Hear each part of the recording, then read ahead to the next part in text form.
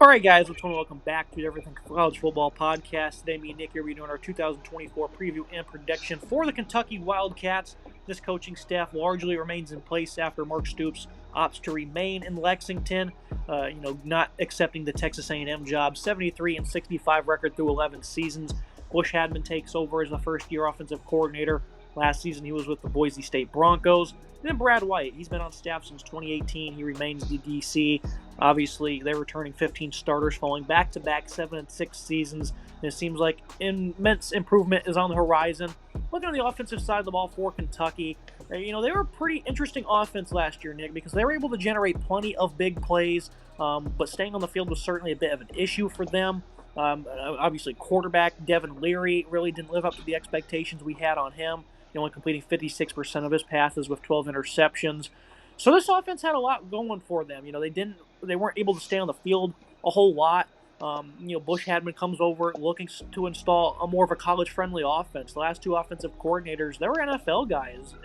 More no-huddle, QB run, less terminology.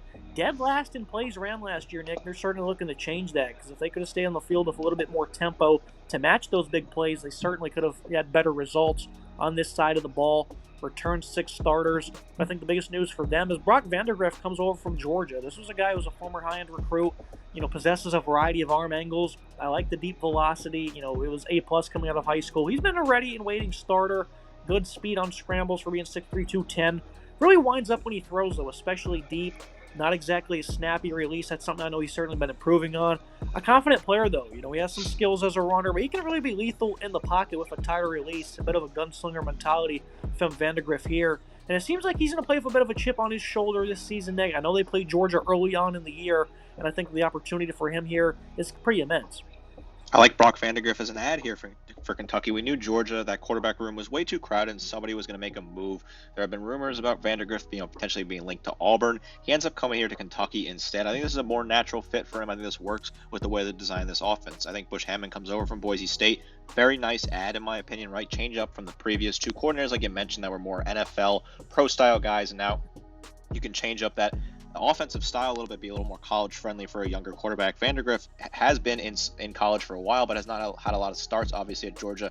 Being a backup, learning reps, practice reps, things like that. At 6'3", 210, I think the size is incredible. He's an absolute monster of a human, a great arm, really strong arm strength, really solid in the pocket. From the small sample size of clips we've looked at, I think he steps in here and becomes an absolute star for this Kentucky offense. I do like that he has some returning receivers to throw to, as well as some nice backs to sort of complement that. If this team can be balanced and keep themselves on the field and use those big plays when they can, but also find that balance to grind down teams and chew off clock, this Kentucky team can be in a very good spot with Vandagriff under center.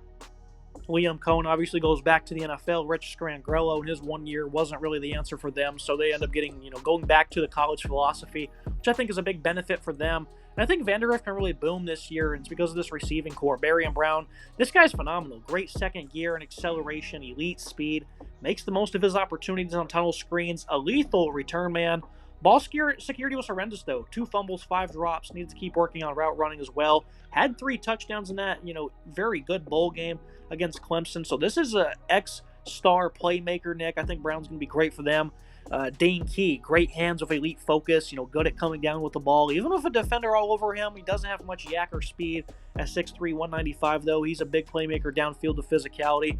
And then from North Texas, Jamori Macklin, does a great job tracking the ball while running. He's a great downfield threat. He covers a lot of depth on his routes. He did have 6 drops of his own. Showcased some nice separation ability. He'll need to keep working hard to do it in the SEC, though. Was often, at times, just left uncontested, leading to some easy production for him. And the depth of this unit's pretty sound as well. Anthony Brown-Stevens should see an increased role in the slot. Has good speed. He can create with some quickness. Good yak, of course. Very thin at 5'10", 168. Brandon White, 167 pounds with speed. Added a bigger wide receiver in Fred Ferrier, only 180, though. Jordan Dingle at tight end withdrew from the portal. 8 of his 12 receptions came across 2 games, though, so you certainly want to see more consistency. Kamari Anderson was a 4-star, enters his second season. He's a good short route runner, has a good feel for open space, but worked a lot as a vertical threat in high school, so I think that he's going to be maybe an impact player this year at tight end. This is a good receiving core, Nick, a very quiet one. Not much size outside of key, but guys that can certainly win with yak and speed, and I think with a guy like Vandagriff who can just completely air it out, you're going to see them look to get downfield a lot this coming season. I like this wide receiving room. They returned two of their three top pass catchers. Dane Key leading the way, 636 yards receiving, 15.1 yards per grab, and 6 scores for him. Really solid numbers. Barryon Brown, 539 yards receiving, 12.5 yards per grab, and 4 touchdowns for him. I like Brown a lot. Super excited for him. Kind of can use him as a gadget player as well. Had 147 yards rushing on the ground, 12.3 yards per attempt, and 1 score. So you can use him in a sort of wildcat, change up the formation a little bit. I really like what he can do with the wide receiver Z. A very flexible player, top to bottom. I think Dingle at tight end's a really solid guy, 270 yards receiving for him across a small number of grabs. Small sample size, but talented player, top to bottom.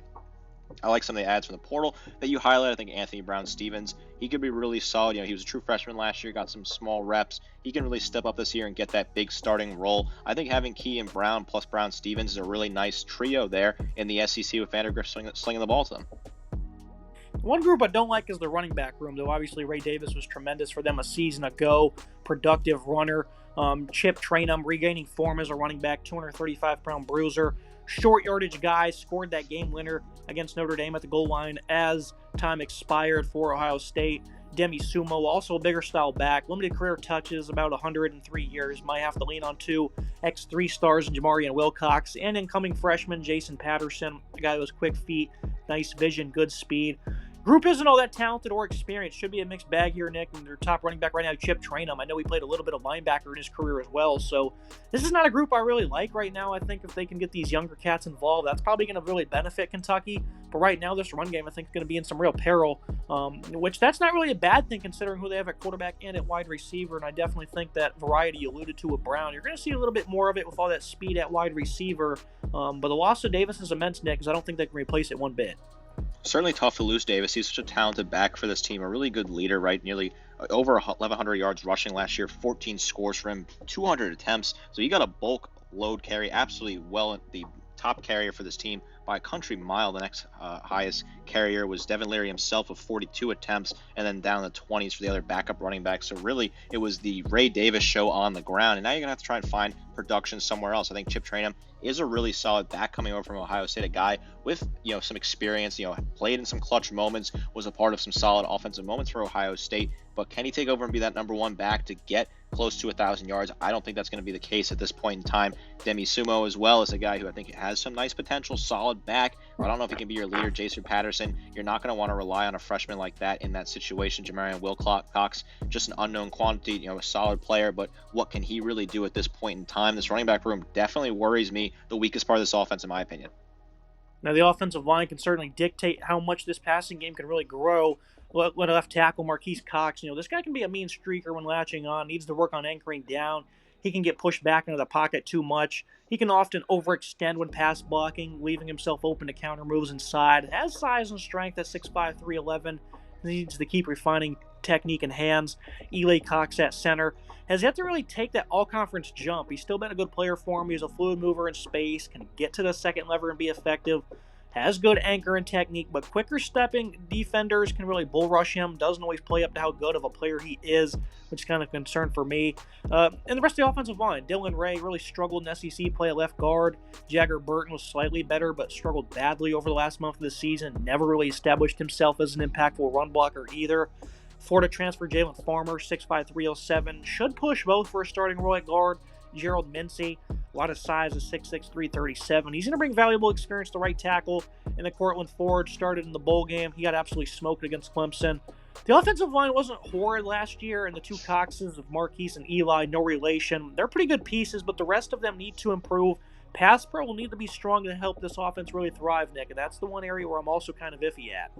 This is certainly an offensive line that does need to thrive a little bit more in pass block here. I think, Marquise Cox is solid at left tackle, but a little shaky at times. I think Eli Cox as well, another player that I'm a little concerned about there at center. Center depth definitely worries me, so if he comes down with injury or doesn't play well, that's certainly a tough spot. Jagger Burton, I think he's a guy that can improve at right guard. Jalen Farmer, just plug him in at left or right guard. I think he's more traditionally a right guard, but he could also play left guard if Dylan Ray has some struggles as well. Gerald Mincy, what is he going to look like transferring in and plugging him in? Cortland Ford, like you said, had a very bad game against Clemson. I don't think they're going to want to rely on him. I think Mincy's going to get the nod at right tackle at that 6'6", 337 with some nice experience. This offensive line is not incredible, but it's not bad. Very middle of the pack in the SEC, and I don't think they're going to do much to either separate or really bring down this offense. It's just kind of a unit that's right there in the middle of the pack. Offensive verdict for Kentucky. I think Vandegrift and this group of pass catchers could really turn into something dangerous, especially if pass protection holds up. Same expectation will be for clearing lanes for a less than stellar running back room. Wildcats offense, if a new approach, should be a pretty good unit, Nick. Again, they sparked plenty of big plays last year, had no time of possession, and lived off that precedent alone, it seemed. Wearing down opponents, gradually moving downfield and hurting them while they're tired is on my docket for Bush Admin in this group, while they can also continue to spark big plays. I think that's something I'm really going to enjoy watching this upcoming season. The unit with a lot of potential. Looking at the defense, a unit that was also kind of middle of the pack. They were obviously very strong against the run. They returned 9 starters, added 3 guys in the portal, lost 8. They landed 2 top 100 recruits on the D-line in terms of true freshmen that probably won't see the field this year, but depth is just exponential for them. They're 3rd in FBS in fewest 20-plus run yard plays allowed. Only 5 of them. I think this is a phenomenal defensive line. Khalil Saunders, only 285 pounds, missed 0 tackles last year, was an above-average run stopper. He can play as a 5-tech as well. Josiah Hayes proved to be a quality contributor in the rotation at 317 pounds. Octavius Oxendine, a longtime veteran. It started off slow. All 5 of his missed tackles last year were over the first 3 games. All 4 of his missed tackles in 2022 happened over the first 5 games. 0 after that the rest of both seasons. So very odd the slow starts he gets off to. A veteran who's a really good pass rusher, though. Keyshawn Silver, another big body at 6'4", 322. He was pretty quality. Plenty more of up front, a really nicely filled out group, lots of size and experience. This run defense is no fluke, Nick. And of course, Deone Walker is heading the charge. This is a guy who was elite size, 6'6", 348, great foot quickness, can line up anywhere on the D line. They dropped him in the coverage 3 times. He helped cause an interception on one of those. Such a fluid mover for that absurd size. Seen him as a stand-up edge at one point, Nick. Beats pulling linemen. Such an athletic player. Best defensive tackle in football. Might even be the best game record in all of college football, Nick. When I was watching Walker on tape, this guy is absurd. Lock for being a top 10 pick in April's draft. Deone Walker is an absolute incredible leader and a great guy to return for this defense. 55 total tackles, 12.5 tackles for loss, 7.5 sacks, leader in both of those categories for this team. One of the top 5 tackler on the team. Such a great player in the middle there. I love the size on him when you really look at that. And a great, incredible size, right? 6'6", 350, but he's also really good with the footwork. Very, very fast, very versatile, like you mentioned. Just so much you can do with him. I think Walker's an incredible player top to bottom. Returning him is really good news for Kentucky. If you're a Kentucky fan, you got to love what this defense has. They returned a lot of talent, plus added an incredible linebacker we're going to get to in a second here. Some other players on this front part of this defense. Octavius Oxendine, he's just a really big, nice, solid player there. 21 total tackles, 5.5 tackles for loss, 3.5 sacks for him. Josiah Hayes in rotation, 24 total tackles, 4.5 tackles for loss, 1.5 sacks. Khalil Sanders, 18 total tackles, 3.5 tackles for loss, 1.5 sacks for him as well. So really nice production out of these guys. They return up there in that front part of this defense. A lot of good veteran leadership guys that have played a lot of snaps early on. This is a really solid start to this unit. This defense top to bottom returns a lot of really talented players. Also another veteran and senior, Darian Henry Young, so a lot to go forward with on the defensive line. And you talk about that linebacking core, I thought was pretty good. It's always had some good players. Brad White has been just a phenomenal linebacking coach for this football program. Juwan Dumas-Johnson unexpectedly leaves Georgia, ends up with the Wildcats. Good play recognition, a sideline-to-sideline pursuit and speed really checks out. I like the explosion. Good leader. Has been a sound blitzer who, shows good timing on delayed blitzes, is a thumper, but doesn't have the greatest of range and coverage. And he certainly has struggled with consistency and tackling. But this is a guy that, won numerous national titles for the Georgia Bulldogs. There's going to be a lot of stuff he can bring over and teach these young guys. De'Eric Jackson alongside him. Great strength. He'll meet you at the line and win. Patient, but also a great diagnoser. Very good in coverage. Really sits on routes, pretty well. Fluid in dropping back. Not all that fast, but he's always, taking good angles in pursuit. You look at J.J. Weaver, a 6th-year player who I'm shocked is still around. He's a typical hybrid edge defender, though. Good length, really helps him create some separation. I think he's a great asset coverage due to his awareness, 6'5", 245. And, obviously Noah Matthews and Tyrese Fearby are probably going to be backups this season. Gained good experience a year ago. Nice depth and versatility for them, though, coming back for another season, not transferring out. Great linebacking room overall in this 3-4, Nick. I'm obviously loving what I see on the D-line, and adding Dumas Johnson just makes this linebacking core much more juicy. Jamon Dumas Johnson is an incredible ad for this Kentucky team. Such a great player at Georgia, the heartbeat of that defense. Incredible SEC experience, really solid contributor for that team. A shocking transfer portal ad for this Kentucky team. If he plays up to our expectations, it could be the portal ad of the season. Such a great leader you're adding up there in Lexington. I'm really excited to see what he can do. The quarterback of that defense. De'Aaron Jackson is a great player to return your top returning tackler. Top tackler last year, 89 total tackles, 8 tackles for loss, 2 sacks, 2 picks, and 4 pass breakups for De'Aaron Jackson. Really nice production there. You really return a whole lot of guy. That's a good veteran leadership. JJ Weaver, a guy with a ton of snaps under his belt, 45 total tackles, 8.5 tackles for loss, 7 sacks for him, plus a couple forced fumbles. So he's really physical there. Good hand, nice, able to get his fist in there, pop the ball out. This is a really solid middle of this defense. There's some serious veteran leadership here. When you add a really coveted player in Dumas Johnson, that's going to make your defense even better. Really excited for this linebacking core, one of the best in the SEC.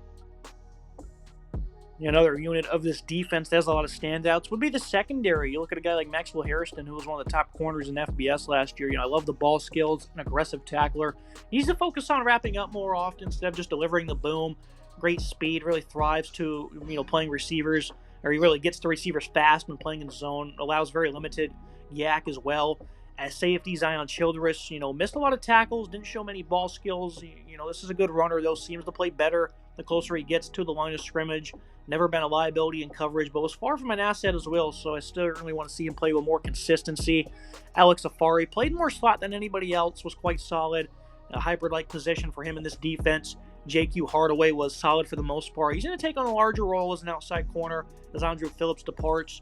Guys like Jantez Dunn, Jordan Robinson are going to provide some good depth. The safety group didn't play as well as expected, though. Jalen Geiger transfers out. Jordan Lovett was better late in the year. He had 3 picks over the last 4 games as he got healthier. Had some tough outings as a tackler, though, in his own right. They've added some solid depth. Kristen Story, Ty Bryant, he played very well.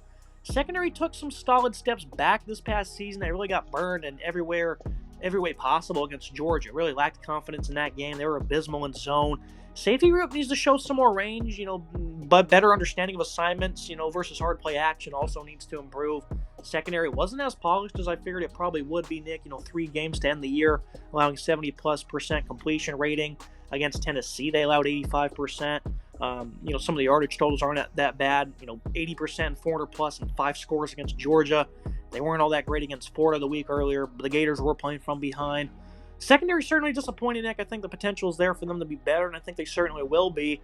And if they aren't, I don't think they're going to be greatly disappointing. But if they play like they did against Georgia in the SEC this year, it's going to be a big disappointment.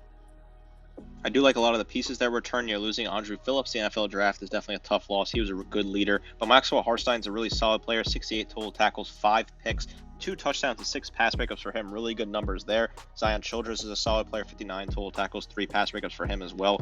Jordan Lovett got better as the season went on. 30 total tackles and 3 picks, like you said. Plus a forced fumble as well. Solid stats there. I think this is a unit that was disappointing at times last year, right? 240 yards per game given up through the air is not fantastic, but I do think they returned some solid players to improve that number, getting closer maybe to 220, 215, I think is where they want to be this year. I do like what they return on the secondary. Some nice veterans.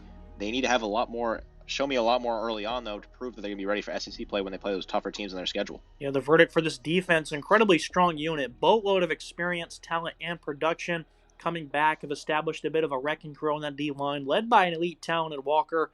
Size and depth are around him. I think the linebacking group will only continue to grow with Dumas Johnson's arrival. Have good players in the secondary, including one of the FBS's top corners.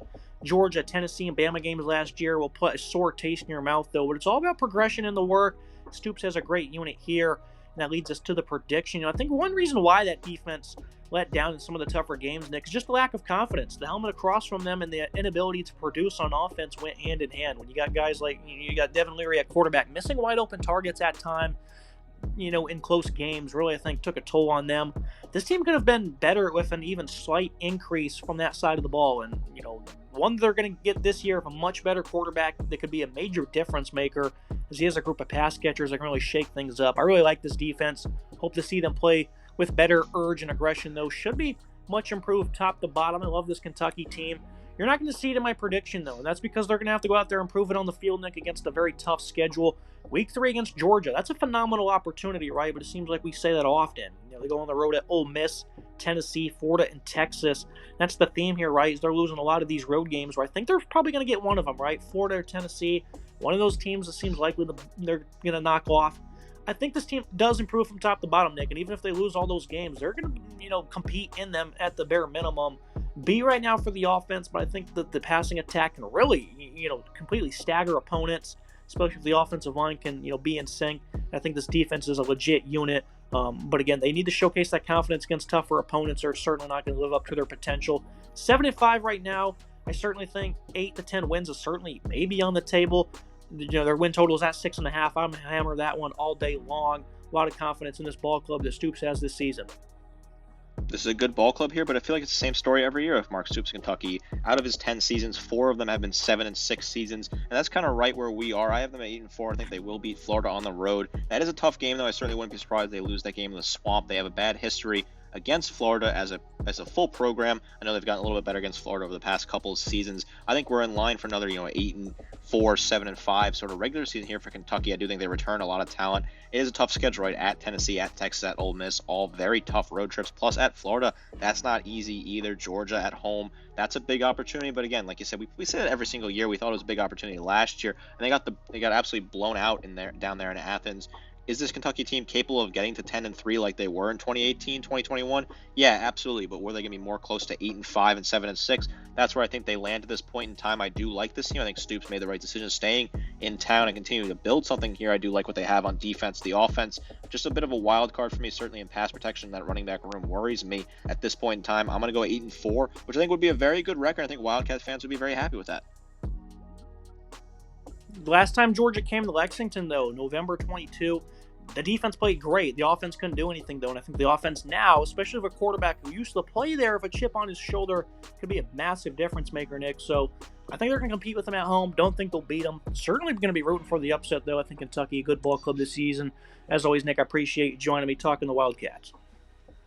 Looking forward to watching this team. They're a very fun team in the SEC, competitive team of Mark Stoops. I think he made the right decision staying there in Lexington. I'm excited to see what this defense can do this year. Make sure you guys like, comment, subscribe. See you next time.